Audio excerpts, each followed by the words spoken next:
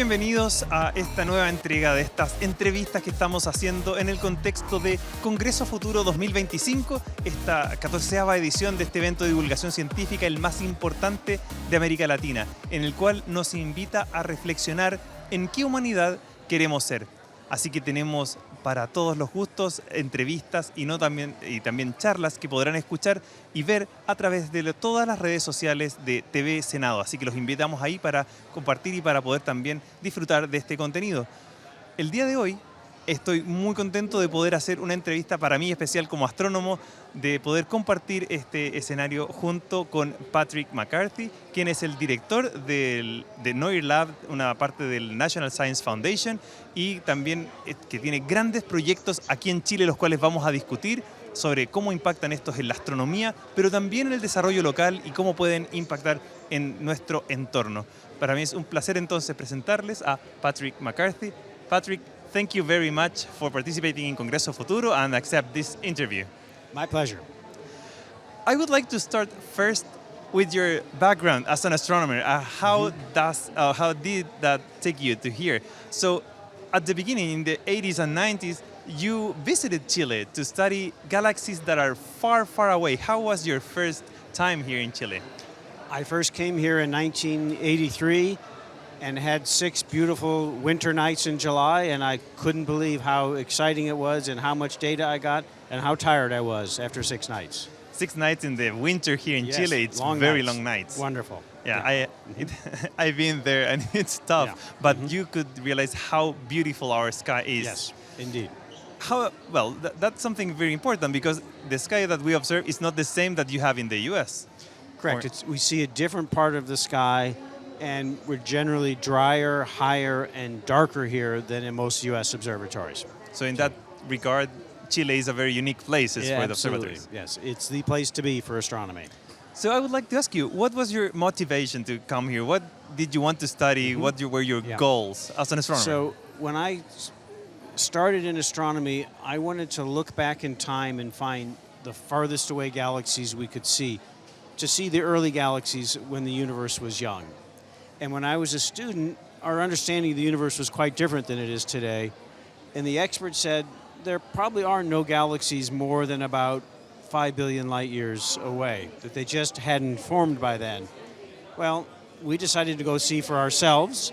So we came down here to Cerro Tololo, and we discovered galaxies further away than anyone had ever seen. Redshifts of 2 and so on, when the universe was only about 3 or 4 billion years old. I thought this was spectacular. It was the best observatory on the planet with a great telescope. But soon we realized we needed to go to a larger telescope.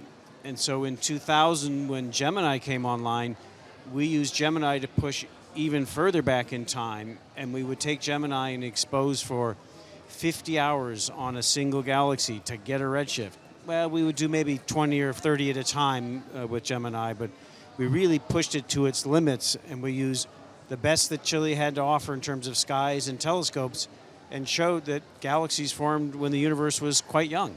Yeah, you mentioned that you looked at galaxies far away, and you talk about time, probably if you're hearing this for the first time. Right. When you talk about a galaxy is 5 billion light years away, or we're looking back in past because of the light travel time, right? Indeed. Because light travels fast, but not infinitely fast. It might seem like that in our day-to-day life, but light travels at a finite speed, and so if I look at you, a meter away, I'm seeing you as you were a billionth of a second ago. It's not much different. Yeah. But if I look at something a million light years away, that light's been traveling a million years, and it shows me an image of how the star used to be. A million years still isn't that much, but when we talk about 1 billion years or 2 billion or 5 billion years, we're seeing the galaxies when they were young, like looking at fossils, but fossils of young dinosaurs, not old dinosaurs. And so by looking further away, we see back in time and see the universe when it was much, much younger than it is today. That's fascinating because we are looking really the past. We are doing archaeology, but with the living creatures in this case. Absolutely. The galaxies. So you mentioned you didn't expect it too much. I mean, to observe galaxies farther away than that. But then you mentioned that new telescopes, bigger telescopes, allowed you to look even further away. Absolutely. Why that happens? Well, the light from distant stars or galaxies goes out in all directions, and so by the time it reaches the Earth, there's not that many photons left. When we would observe the most distant galaxies with Gemini, we would collect a few photons per hour. Okay. So you could go read your email and maybe one more photon would come by the time you come back, or go have a cup of coffee and no new photons had arrived. So we would expose for 10, 20, 50 hours to get a handful of like 50 photons. And so the answer is build a bigger telescope.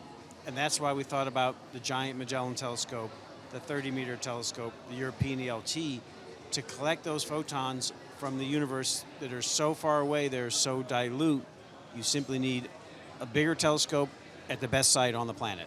And that's the case of Chile. And that's Chile. Perfect. So what drives you from studying galaxies and receiving each individual photon then to go into building larger facilities, right? To advance as a collective, not individual. Well, I first got involved in projects by working with the Hubble Space Telescope when they were building a new infrared instrument, and I was asked to advise them about the science and some of the technology. And then while working at Carnegie, we knew the Magellan telescopes were so successful, we thought, let's build the next big thing. And the question sort of came around, well, okay, who's going to organize this? Who's going to make the science case? Who's going to plan things? And I put my hand up, and that's how I kind of got started. And now I lead the National Science Foundation's full portfolio of optical telescopes, many of which are here in Chile. This is probably, if you're hearing this and you're not an astronomer, he named several telescopes, and they are not small telescopes. No. He's talking about the cutting-edge technology in astrophysics. So he mentioned Hubble, the space telescope that break everything, and we were able to measure distances further away than anything, and also other larger facilities. So what drives this change? I mean, you obviously, if you make larger telescopes, you get more of these photons. You can see further away. Yes. But someone might ask, why don't you just put it in space as the Hubble space? I mean, right. There are certain things you can only do in space, but space typically costs about 500 times more than the ground for the same size telescope. Remember, even the Blanco telescope is bigger than Hubble, right? The Blanco telescope in La Serena. Blanco telescope in La Serena, 4-meter diameter. Hubble is 2.4-meter diameters. The James Webb Space Telescope is the same size as the Magellan telescope, but it costs $10 billion instead of $100 million. It can do things we can't do on the ground, but if we can do them on the ground, it's cheaper, we can build them faster, and we can always change them and improve them. So the Blanco telescope has a new instrument on it that makes it 100 times more powerful than it was before. It's hard to do that in space. I wanted to actually ask you about this. You can install new instrument, like refresh the telescopes with new technology. How that happened, and how is this preparing for the next generation of telescopes? You just mentioned a new instrument in Blanco. Can you describe it a little bit and how it's preparing us? Think about in the very beginning when we looked through telescopes, we just had our eye, and your eye is pretty efficient, but it can only expose for about 1/5 of a second. So you can't get a deep image, and so people looked with their eye and they made sketches. Then they had photography, but photography is very inefficient. The photographic films only record about 1% of the light that comes on them. CCDs got us to 10% to 50 to 100% of sensitivity, of quantum efficiency, but then the game was to make bigger and bigger arrays of CCDs. And so with the Rubin, we will have 3 billion pixels. That's what makes it so powerful. It sees so much of the sky with 3 billion pixels. And then the next step is make a bigger mirror and more pixels. So those are the two dimensions you have to work with. Yeah, so in this regard, we are observing the sky with large telescopes and large cameras, let's say. Like the CCDs are basically a camera like the one we have in our cell phones. So on Blanco, it's not working because the Rubin telescope that you mentioned is something that will happen in the near future. We are almost there. But with the Blanco, it's operating.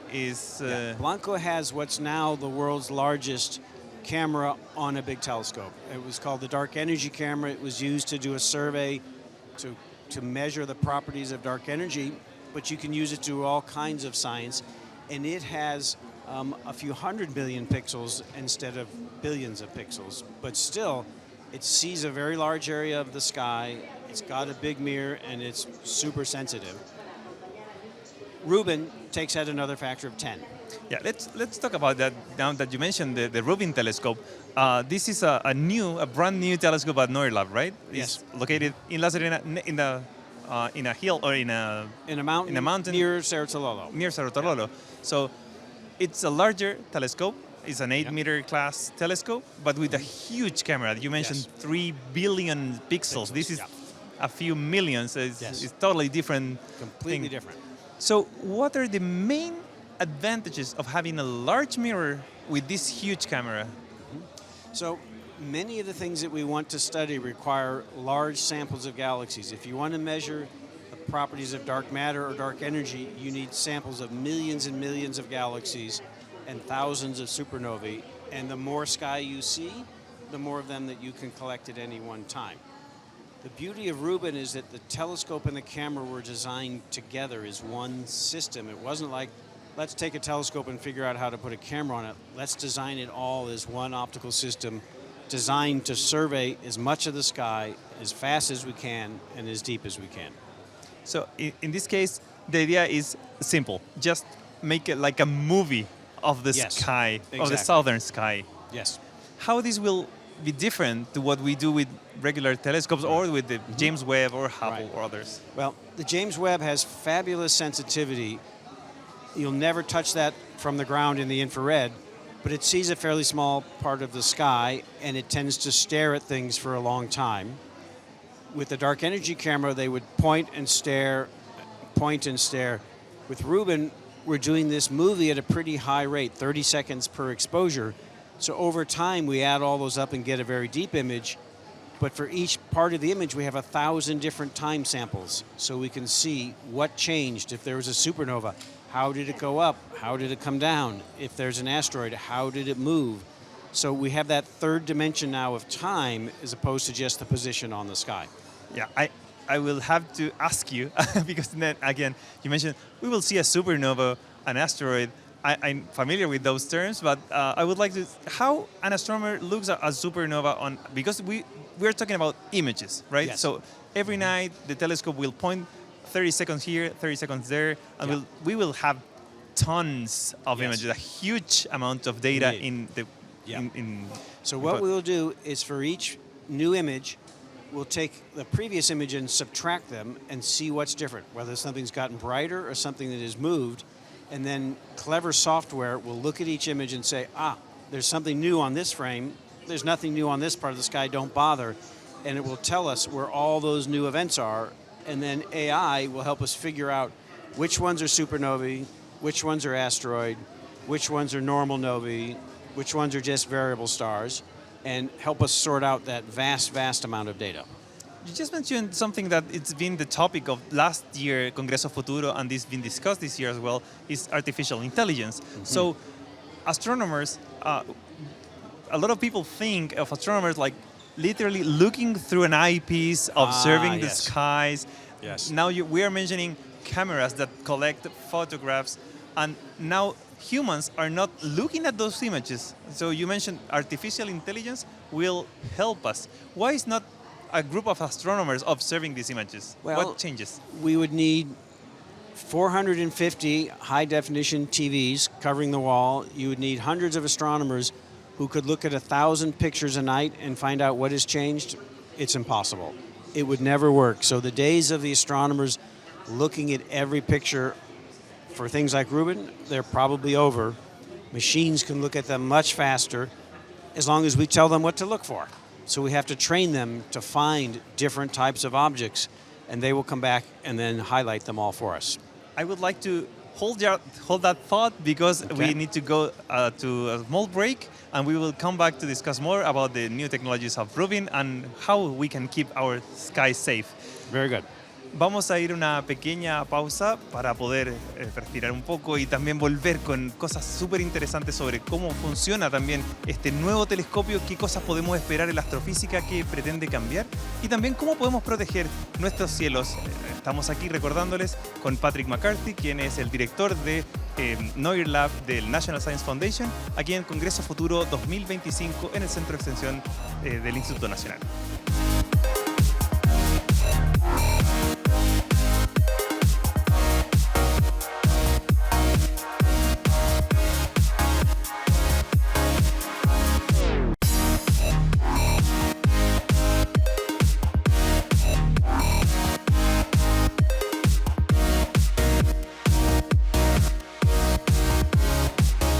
Estamos ya de vuelta en el Centro de Extensión del Instituto Nacional, donde estamos viviendo el Congreso Futuro 2025, esta edición número 14 que nos trae a pensar en la humanidad que queremos ser.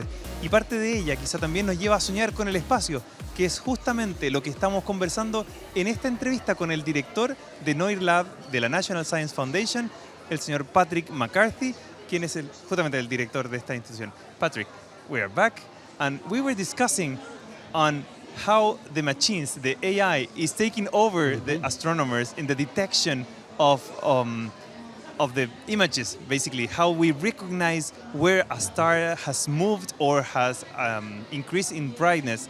To how does it help us? Because, okay, we cannot, humans cannot take all the data that is producing this new telescope, the Rubin telescope. How we teach the machine what it is important and what it is not. Yeah. I wouldn't say machines are taking over, but they're helping. And so, as you say, we need to train them, to teach them. So we'll give the machines a whole set of examples of here's what supernovae look like of all different kinds. Here's what ordinary stars in the galaxy that go nova look like. This is what different classes of variable stars, and it will see the patterns and match that with what's in the data. And over time, as it sees more and more supernovae, it will make a better model of what the light curves look like and improve its learning as it goes. And one of the most interesting questions will be to ask the AI, what have we found that matches none of the models? What's new? What is there that we've never seen before or never recognized? We'll have a special category for those because that might be where the new discoveries are. Always. I mean, something new, it's, I think, something you are waiting for with this new telescope. Let me ask you, because you mentioned this is a supernova, we need to train. But in the end, they are looking at the images. For people who knows a little bit more about astronomy, they're in black and white. So how do you realize if this is a supernova, which is the end of a end of a star, or it's a nova, or it's another kind of variable star? Because we can distinguish maybe an asteroid that is moving, and you see the asteroid moving in the images. How will people be able to say, this is this type of star? And we can tell you not only it's a supernova, but how far away it is, because we have many different samples in time, so we can see, is it brighter tonight than it was last night? Is it brighter than it was a week ago, or has it started to fade? And you say we think of black and white images, but we take images in 6 different filters, and so we can see what's the color of this particular supernova. Is it the kind that comes from a massive star that blows up? Or is it a small star that's had matter poured on it until it collapses into a neutron star? And then from the colors, we can also tell how far away it is, because as the universe expands, it redshifts the light. And so supernovae that are further away have redder colors than those that are close by. So that's fascinating. I mean, I hope people that is listening to this conversation understand the depth we are talking about. We're understanding explosions of stars billions of light years away. And one thing that you mentioned, we have different filters. It's like observing different colors, like in yellow, red, and different. And we put together all that information to classify them? Yes, we use everything from the shape of the image, the brightness, the color, the variability.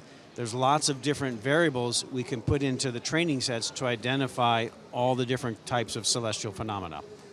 That you mentioned training set. That's important because we know this phenomenon. We are studying with Blanco telescope or with other telescopes, Yes. and those will serve as like the training tools for Rubin. Yeah. What happened when Rubin is 1, 2, 3 years? Will that information be useful and update the models? Yes. So people here in Chile are writing software to help us classify the types, then build what we call a filter, which will allow them to pull out all of the objects that match a certain set of characteristics, and then train the set again. And as time goes on, it will get better and better. And I'm sure then we'll go back and look at the previous year's data and reanalyze it now with new tools, with new, better models, and see what else we find. So we'll learn as we go. Yeah, that's great. I mean, I'm waiting to see the results as an astronomer, as a citizen. One question that when you planned this telescope, the amount of data that the telescope would produce was not even possible to handle with current age computers. That's right. So you planned not this mission, but this telescope, hoping that the computers will advance at the pace. The team that thought this up was partially based in Silicon Valley at Stanford at the SLAC National Laboratory. They're very familiar with Moore's Law, so they knew that the power of computing was growing and doubling roughly every 2 years. So they were able to extrapolate and say, if we had the telescope the day we're designing it, we couldn't handle the data, but by the time it's done, computing power will have come along enough that we can manage it. And in fact, now the computing power is more than adequate.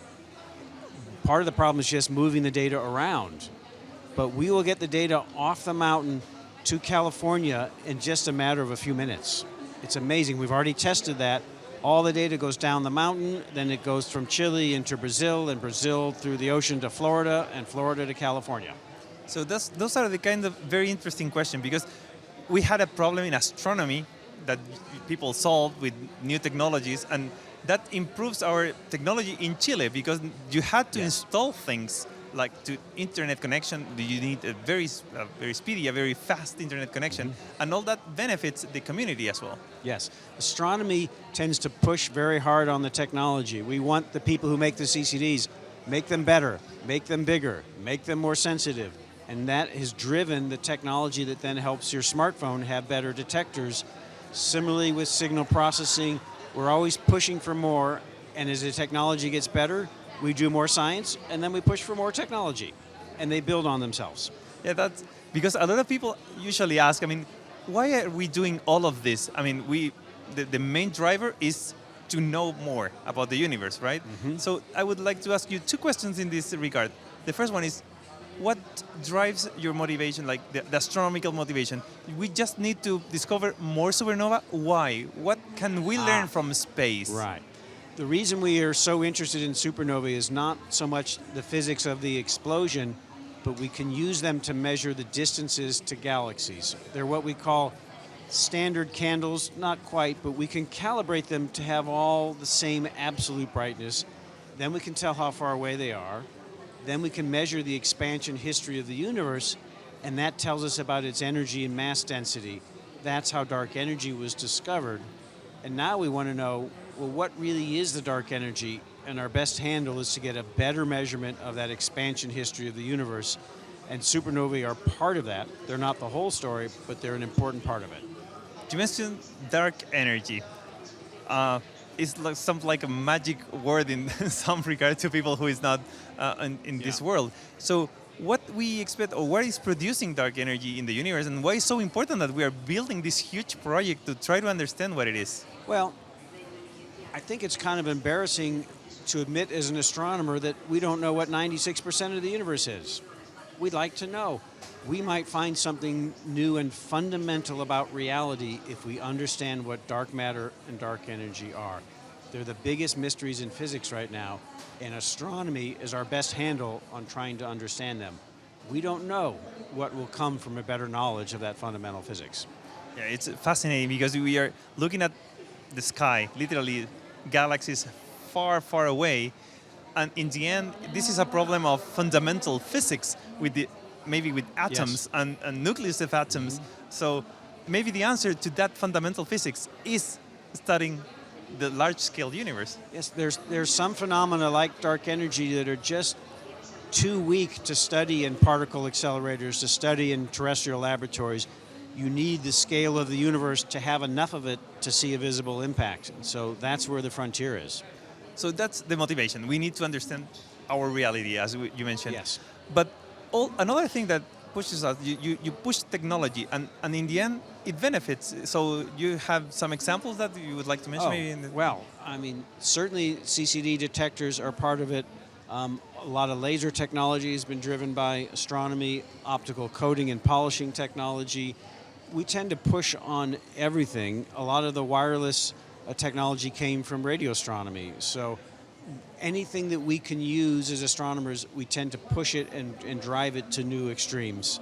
And fiber optics is another example where astronomy's had a key role in that. So there are many examples where astronomy has pushed the frontiers and people simply don't know it, whether it's your cell phone camera or when you go to the doctor and get an X-ray, it's a giant CCD that's taking that X-ray now.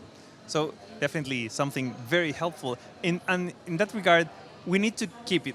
I mean, we need to keep studying astronomy. Mm-hmm. And one thing you mentioned at the beginning of our interview is Chile is probably one of the best places on Earth to observe the cosmos. Mm-hmm. But there is one risk, which is light pollution.